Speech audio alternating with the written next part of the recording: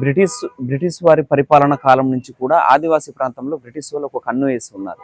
అలాగే బ్రిటిష్ వాళ్ళు వెళ్ళిపోయిన తర్వాత భారతదేశానికి స్వతంత్రం వచ్చి ఈ స్వతంత్ర భారతదేశంలో కూడా అప్పటి నుంచి కూడా కేంద్ర ప్రభుత్వాలు, రాష్ట్ర ప్రభుత్వాలు ఈ రెండు కలిసి కూడా ఆదివాసీ ప్రాంతంలో ఉన్నటువంటి విలువైన బాక్సైట్ ఖనిజాలని తీయడానికి అహర్నిశలు ప్రయత్నాలు చేస్తూనే ఉన్నది. భారత రాజ్యాంగంలో ఆదివాసుల కోసం, షెడ్యూల్ ప్రాంతం కోసం కొన్ని హక్కులు, చట్టాలని అక్కడ పొందుపరచడం జరిగింది. దానివల్ల కొంత ఆగుతుంది. అయినప్పటికీ ఇప్పుడున్నటువంటి రాజకీయ పరిస్థితులు, సామాజిక పరిస్థితులు అనుగుణంగా ఇప్పుడైతే ఆ చట్టాలని కొన్ని సవరించే ప్రయత్నాలు కూడా చేస్తున్నారు. ఆ చట్టాలని సవరించి ఆదివాసీ ప్రాంతంలో ఉన్నటువంటి బాక్సైట్ ఖనిజాలని వెలికి తీసే ప్రయత్నం అయితే ముమ్మరంగా సాగుతుంది. అది సభ్య సమాజానికి తెలుసు.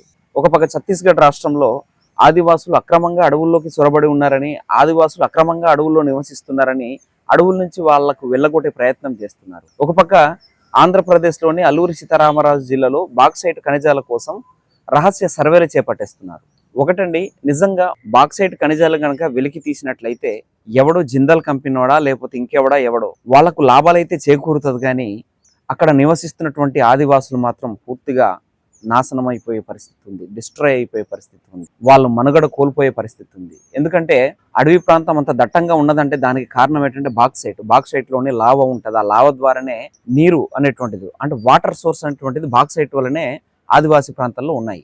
ఎందుకంటే బాక్సైట్ తీసేస్తే ఆ వాటర్ సోర్స్ అంతా కూడా తగ్గిపోయి పంటలు పండించడానికి అవకాశం ఉండదు, తాగే నీరు కూడా దొరికే పరిస్థితి ఉండదు, వర్షాలు పడదు. బాక్సైట్ని వెలికి తీసే తరుణంలో అక్కడ రోడ్లు వేయాలంటే అడవుల ద్వారా వెళ్ళాలి. ఆ అడవుల్ని కూడా పూర్తిగా తవ్వేస్తారు, చెట్లను నరికేస్తారు. ఇలాగా అన్నీ కూడా వ్యవసాయ భూములు పోతుంది, పోడు భూములు పోతుంది, మొత్తం కూడా నాశనమై పరిస్థితి ఉంటుంది. అంటే వాస్తవానికి ఏజెన్సీ ప్రాంతంలో బాక్సైట్ తీస్తే ప్లేన్ ఏరియా ఏదైతే ఉందో అది కూడా ఎఫెక్ట్ అవుతుంది. అది ప్లేన్ ఏరియా ప్రజలు కూడా గుర్తించాల్సినటువంటి అవసరం ఉంది. ఎందుకంటే ఇవాళ కొద్దో గొప్ప ప్లేన్ ఏరియాలో వాటర్ సోర్స్ ఉన్నది అంటే దానికి కారణం పర్వతాలే. ఆ పర్వతాల్లో వర్షం పడడం వల్లనే ఆ వర్షపు నీరు కిందకు వచ్చి జీవనాధారంగా మారుతున్నాయి. వ్యవసాయానికి, బట్టలు ఉతుక్కోవడానికి, మన జీవనాధారానికి కూడా అదొక ఆయువు పట్టుగా మారింది. అదే పర్వతాలని పూర్తిగా నాశనం చేసేసి బాక్సైట్ ఖనిజాలగిన వెలికి తీసేస్తే ఏజెన్సీ ప్రాంతంలో ఉన్న వాళ్ళే కాదు, మైదాన ప్రాంతంలో ఉన్నటువంటి వాళ్ళు కూడా ఇబ్బంది పడే అవకాశాలు పుష్కలంగా ఉన్నాయి.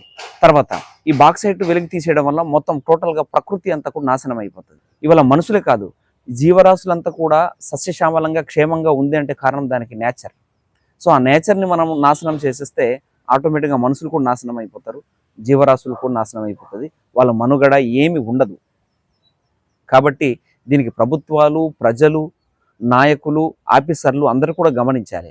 ముఖ్యంగా బాక్సైట్ని వెలికి తీస్తే ఆదివాసుల యొక్క మనుగడ, సంస్కృతి, వాళ్ళ జీవనాధారం అన్నీ కూడా కోల్పోతారు. మరి ఎందుకు గవర్నమెంట్స్ దీన్ని ఎందుకు ఆలోచించడం లేదు అర్థం కావడం లేదు, కానీ ఇది పరిస్థితి. అదే బాక్సైట్ వెలికి తీయాలంటే గ్రామసభ తీర్మానం తప్పనిసరి, కానీ గ్రామసభ అనుమతి లేకుండా ఎవరికి నచ్చినట్టు వాడు సర్వేలు చేసుకుంటూ, ఎవరికి నచ్చినట్టు వాడు మైనింగ్లు చేయడానికి వచ్చేస్తే అది కరెక్ట్ కాదని నేనైతే అనుకుంటున్నాను. కాబట్టి ప్రభుత్వాలు కూడా దీన్ని ఆలోచించి ఆదివాసుల సంక్షేమం కోసం కొంతైనా సరే పాటుపడాలని ఇందు మూలంగా తెలియజేస్తున్నాను.